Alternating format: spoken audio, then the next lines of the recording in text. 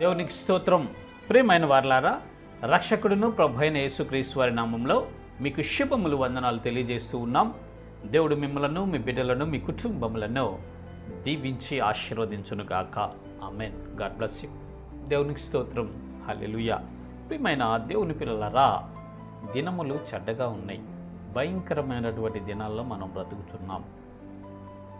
ఎటు చూసినను స్వార్థం స్వార్థం స్వార్థం. మనుషులలో నీతి అనేది లేదు, మంచితనం లేదు. అంత స్వార్థప్రియులు, ధనాపేక్షకులు. అంత్య దినాల్లో అపాయకరమైనటువంటి కాలాలు వచ్చినని పరిశుద్ధ గ్రంథం సెలవిచ్చింది. ఇప్పుడు అదే జరుగుతుందండి. అయితే ఈ సమయములలో, ఈ రోజులలో, ఈ పరిస్థితుల్లో మనం ఎలా ఉండాలి, ఏ విధంగా మనం నడుచుకోవాలి అని మనం ఒకసారి ఆలోచించినట్లయితే పరిశుద్ధ లేఖనాల్లో నుంచి దేవుడు మాట్లాడుచున్నారు. మొదటి పేతురు పత్రిక 5వ అధ్యాయము 8వ వచనంలో ఈ రీతిగా రాస్తూ ఉన్నాడు భక్తుడు. ఏమంటున్నాడంటే, నిబ్బరమైన బుద్ధి గలవారై మెలకువగా ఉండుడి. దేవునికి స్తోత్రం. హల్లెలూయా. పరిశుద్ధాత్మ చేత నింపబడినటువంటి పేతురు భక్తుడు దేవుని ఆత్మ ద్వారా రచిస్తున్నటువంటి పత్రిక.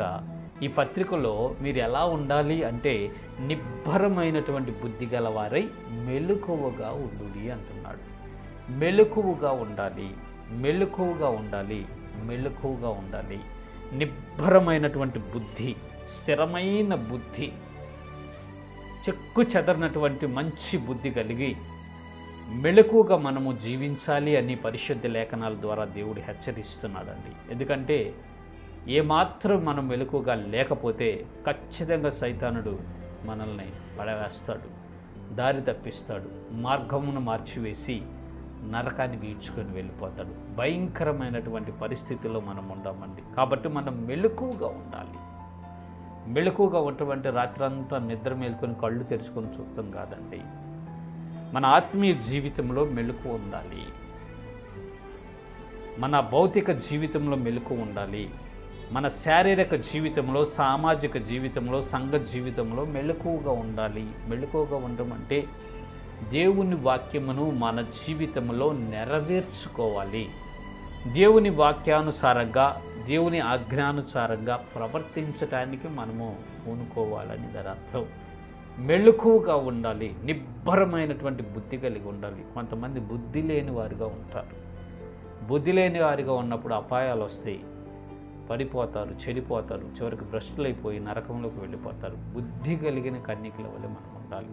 అది నిబ్బరమైన బుద్ధి గల వరమై మెలకువగా మనం ఉంటూ ప్రార్థన విజ్ఞాపనలు చేస్తూ వాక్యాన్ని ధ్యానిస్తూ వాక్య ప్రకారం మనం నడుచుకున్నట్లయితే క్షేమకరంగా ఈ విశ్వాస యాత్రలో ముందుకు నడుస్తామండి. అలా కాకుండా బుద్ధి లేకుండా మన ఇష్టం వచ్చినట్టు మనము జీవిస్తూ మెలకువగా లేకుండా ఆత్మీయ స్థితిలో నిద్రపోతే మా సైతానుడు మనల్ని పడేసి పతనం చేసి అగ్నికి ఆహుతి చేస్తాడు. ప్రియమైన క్రైస్తవ సహోదరి సహోదరులారా, ఓ విశ్వాస వీరులారా, దయచేసి గమనించండి.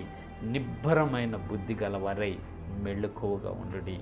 నిబ్బరమైన బుద్ధి గలవారై మెలకువగా ఉండుడి. నిబ్బరమైన బుద్ధి గలవారై మెలకువగా ఉండి దేవుని వాక్య ప్రకారము ప్రవర్తించుటకు మీరు ప్రయత్నం చేయండి. వాక్యాన్ని మీ జీవితంలో, మన జీవితంలో అనుసరించి నడుచుకుంటే ఈ విశ్వాస యాత్రలో దేవుడు మనకి క్షేమాన్నిచ్చి తుదకు మనకు పరలోక రాజ్యం ఇస్తారు. నిత్య జీవాన్ని అనుగ్రహించి యుగ యుగాలు సంతోషింపచేస్తారు. ఇటు కృప దేవుడు మనందరికీ కలుగు చేయనుగాక. ఆమేన్. God bless you. దేవునికి స్తోత్రం. హల్లెలూయా. Praise the lord.